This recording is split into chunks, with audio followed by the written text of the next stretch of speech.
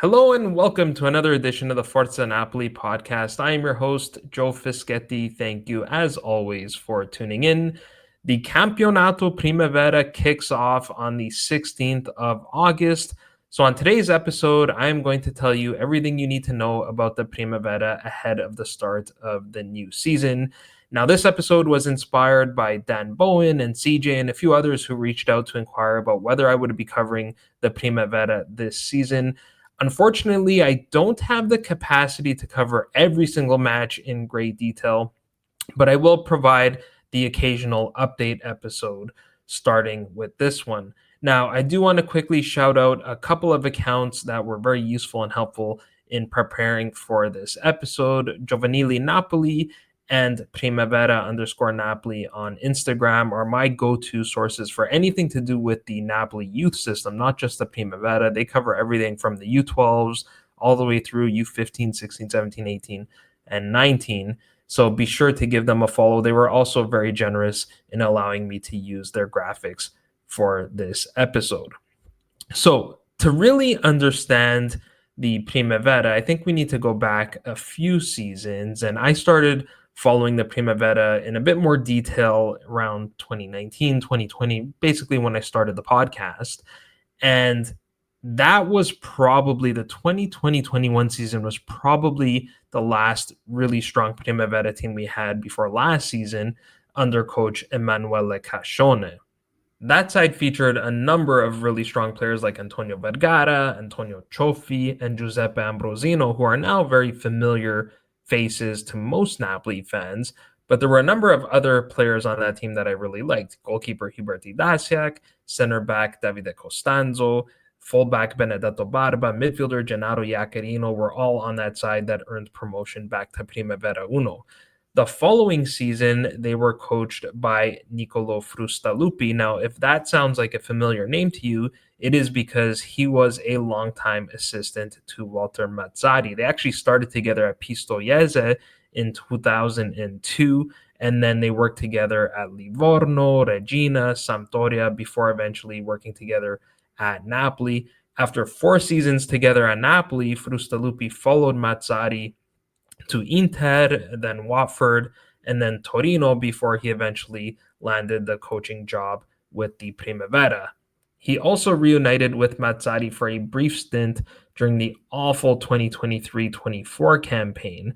Now, Frustalupi was in charge of the Primavera for 2 seasons, and frankly, it did not go very well. In his first season in charge, Napoli finished 15th in the Primavera Uno table and narrowly avoided relegation by beating Genoa in the relegation playout. The following season, Napoli finished 16th in the table, but because we finished 10 points behind Atalanta, there was no relegation playout. There's a rule that says if you finish double-digit points behind your nearest competitor, you are just automatically relegated. So Napoli went down to Primavera 2. Now, in Frustalupi's defense, he had to make do with whatever players he had. Most people know that Napoli have historically not invested significantly in the Primavera team, and that's been a real shortcoming. We're getting better at it now, and if you check out Giovanili Napoli, you'll see that we're starting to sign players for under 12, under 14, 15. But at the time, this is 5-6 years ago, we really made minimal investments in our youth system, and it showed. Instead, really during the entire ADL era, our business model has been to find diamonds in the rough from other countries, develop those players, and when they hit their prime, sell them for huge capital gains. And that's been a very successful business model. It just means that we don't have a great pipeline of young players coming from the youth system. Unlike clubs like Atalanta, for example, which is really Zingonia is like the gold star of youth development in Italy, but Roma, Juve, Milan, Inter all have strong youth development programs. I live in Toronto, Canada, and Inter and Juve both have academies here and all over the world. So they're able to identify these talents, and if they're good enough, they'll bring them over to Italy, put them in the youth systems, and slowly grow this pool of players, and then they'll take this massive pool of players and whittle it down and narrow it down to say 40 or 60 players across a few different age groups, so that by the time those players turn 16, 17, 18 years old, they are going to be a lot closer to first team ready than what Napoli currently have today. And that's not to say that these players will automatically play in the first team. That's still quite rare. But these players are going to be loaned out to Serie B clubs, maybe even bottom half of the table Serie A clubs, or to division teams in other European leagues that are maybe outside of the top five or the top four, let's say, if they're being loaned out to French clubs, for example. Whereas Napoli players today are loaned out to Serie D teams and Serie C teams mostly. Yes, we occasionally get a player that breaks through with a Serie A club. Obviously, Lorenzo Insigne was a good example. Gennaro Tutino was one. Alessio Zerbin, Zanoli. But even those guys are not really superstars by no means. They're just barely able to make it in Serie A, and some of them often end up in Serie B. And as long as Napoli are making minimal investments in the youth system, like I said, they're starting to get better at it. I think our Primavera team is always going to bounce between Primavera Uno and Primavera Due. Nevertheless, after being relegated to Primavera Due, Frustalupi was replaced by Andrea Tedesco. Now, the appointment of Tedesco made sense for a couple of reasons. First, he was previously the coach of our U18 team and a youth coach in general, so he was already familiar with a lot of these players that were coming up through the ranks to the Primavera squad. And second, when the Primavera team is not in Primavera Uno, which we were not after being relegated, the club is not required to have a U18 team. So Napoli were a little bit over capacity in terms of coaching resources. Now, Tedesco did quite well in his first and what turned out to be his only season in charge of the Primavera. We finished third in the table, and that was good enough to qualify for the promotion playoff. So let me quickly tell you about how the playoff works. First of all, there are two divisions in Primavera Due, Due A and Due B. Each division, the winner of each division, is automatically promoted to Primavera Uno, and then the second through fifth place teams, so four teams from each of those divisions, go into the promotion playoff.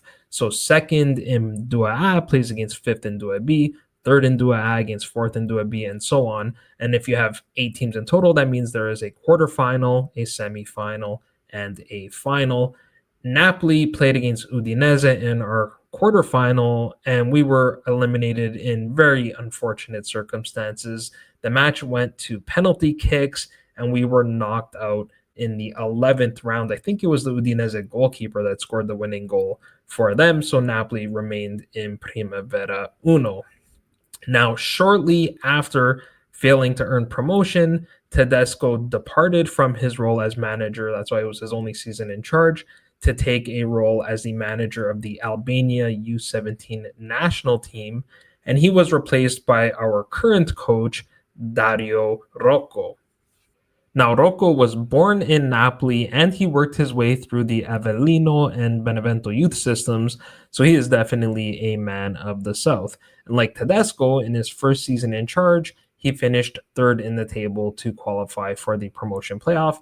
But this time it went a lot better. Napoli went all the way. First, we beat Renate in the quarterfinals, then we beat Como in the semifinals, and finally we beat Virtus Entella in the finals. So let's take a look at the squad that earned promotion to Primavera Uno, starting with the goalkeepers. Tedesco started the season with Andrea Sorrentino in goal before he eventually lost out the starting position to Claudio Turi. Turi was also the fourth keeper for the senior team, which is fairly common practice. Typically, the Primavera goalkeeper is the fourth keeper for the senior team in the event of an injury to one of the other 3 goalkeepers. Now, our defense was locked in pretty much all season. Only Frosinone conceded fewer goals than we did all season. Giuseppe D'Angelo was the starting left back. He was actually called up to the senior team for the Ritiro at Castel di Sangro. Matteo Esposito and Vittorio Gambardella started at center back. Esposito was actually on the bench for the senior team's 2-1 victory over Milan last season, and Raffaele Colella played at right back. Now, Colella was capable of playing in any of those back 4 positions, so in the event that D'Angelo or Esposito or Gambardella were not able to play, Colella would shift over into one of their positions, and then Christian Di Martino would slot in at right back. And Di Martino was also capable of playing as a right wing back when we played with a back three. Now, moving on to the midfield, Emanuele De Chiara was a staple in the pivot all season. For the first half of the season, he played alongside Francesco Gioielli, who was probably our most senior player in the team. He was born in 2004. He managed to score 7 goals in only 12 appearances, although he was also our designated penalty kick taker, so a few of those goals were scored from the spot before he moved on loan to Puteolana in Serie D, and his replacement was Lorenzo Russo. Now, Rocco changed formations quite a bit during the final 12 matches of the season, let's say. In addition to the 4-2-3-1, he played a 4-3-3, he played a 3-4-2-1, he played a 3-5-2, and that allowed players like Antonio Cimaruta and Giuseppe De Martino to play a fair bit. But Russo became a very important player for us in the home stretch of the season, including scoring 3 goals in 3 matches in the promotion playoff. The front four was really entertaining to watch. After Ascoli, we scored the most goals in Primavera 2B. On the wings, Ernesto Bellabile and Salvatore Borriello combined to contribute 9 goals and 7 assists on the season. Borriello alone had 4 goals and 7 assists. Now, most people are familiar with the name Mateo Popovic, who, of course, was a very highly rated player when we got him. Unfortunately, it didn't quite work out exactly as we expected to, but he still managed to contribute 11 goals and 4 assists playing in that number 10 spot. Now, like Colella at the back, Matteo Malasoma was capable of playing in any of those attacking positions behind the striker. He scored 7 goals and added 7 assists on the season, which made him second in the team in goal contributions. And the only player to contribute more goals and assists than him was our striker, Christian Ragioli. Now, the fun thing about the Primavera is because of the age restrictions, there is always going to be a significant amount of turnover every season. So let's take a look at how this team has changed over the course of the summer, starting with the goalkeepers, where we've had a wholesale change in players. Claudio Turi joined Serie C side Altamura on loan. Andrea Sorrentino joined Nocerina in Serie D, and Andrea Petrone joined Sarnese in Serie D. In defense, Mattia Esposito joined Turi at Altamura, Francesco Di Strato moved to Regina in Serie D, and Christian Di Martino transferred to Igea Virtus in Serie D. In the midfield, Francesco Gioielli signed with Afragolese in Serie D. Meanwhile, Lorenzo Russo has been loaned to Serie C club Guidogno Monticello, where he joins former Primavera player Alessandro Spavone. Finally, in attack, Matteo Popovic is expected to complete a move to Partizan Belgrade. Fabrizio Romano has reported that Napoli are willing to terminate his contract so that he can complete that transfer, and in exchange, Napoli will get a percentage of a future sale. Meanwhile, Matteo Malasoma has been acquired by Feyenoord, and they quickly loaned him to FC Dordrecht in the Dutch second division. So the number 10 position has weakened, as did the right wing. Ernesto Bellabile was sold to Serie C club Cerignola, and Donato Di Strato moved to Enna in Serie D. Lastly, backup striker Giandiego Pinzolo was loaned to Tutocoyo in Serie D, and Arnold Mbumbu has moved to Frosinone. So as you can see, we kept about half of our starters, which is great for consistency, but there are also quite a few gaps to fill, particularly at goalkeeper, trequartista, and on the wings. Now, Napoli have been very active in the Mercato. At goalkeeper, we signed 18-year-old Mattias Ferrante on a free transfer. He is a former Juve youth player that joined Napoli after a quick stop in Serie D with Noveromentin, where he made 36 appearances. We also signed 19-year-old Francesco Lattizi on a free transfer. He made 20 appearances in Serie D, playing for a few different clubs. In defense, we signed center back Francesco Eletto, who came through the Benevento youth system. We also added right back Nikita Melnik, but he is only 17 years old, so we will see if he plays for the U18 or the Primavera. In the midfield, Christian Torres signed with Napoli after his former club Spal went bankrupt. He is also capable of playing as a winger. And we also signed Stelian Stoyanov, who spent the last 2 seasons with Frozinone's youth team in the Primavera. Finally, in attack, we added Andreas Smeraldi, who did really well with Cagliari's U18 team, scoring 8 goals and adding 10 assists. Now, I'm showing him as an attacking midfielder here, but he can also play as a winger or as a striker. We also added Salvatore De Martino at trequartista. On the left wing, we acquired Manuel Nardozzi. He is a product of the Roma youth system, and he spent last season on loan at Parma. So you can see there's still some work to be done. We're well stocked in the midfield, and we have a pretty strong starting 11, but we are lacking depth in defense and in the attack. Now, I suspect most of that depth will be filled with 17-year-olds and 18-year-olds who are coming up to the Primavera. And I think we're going to find out pretty quickly once the season commences. We did already get a glimpse of some of these players in the 4 friendly matches that we played in the preseason. We suffered a 2-0 defeat to Avellino. That match you can actually find on YouTube if you want to watch it. Claudio Pugliese in goal and Luigi Esposito stood out to me in that one. We beat Casertana 8-3, and we beat Portici 4-1. De Chiara scored a stunning free kick in that one from 35 yards out. Ivan Anic, Elia Favicchio, and Andrea Cumarello all scored in that match as well. And we closed the preseason with a 2-2 draw to Sora. New signing Manuel Nardozzi scored, as well as Giuseppe De Martino. So that brings us to the 25-26 campaign.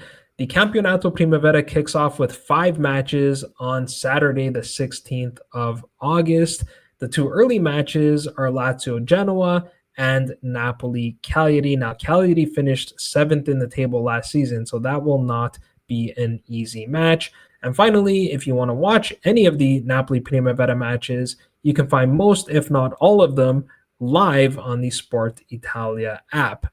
So that will do for today's episode. I hope you enjoyed it. There is plenty more content to come. Napoli are just wrapping up their retiro at Castel di Sangro. By the time you see this episode, we probably will have already played our final friendly of the preseason, which is against Olympiacos. So I will be back soon with a review of the entire retiro at Castel di Sangro, including that match against Olympiacos.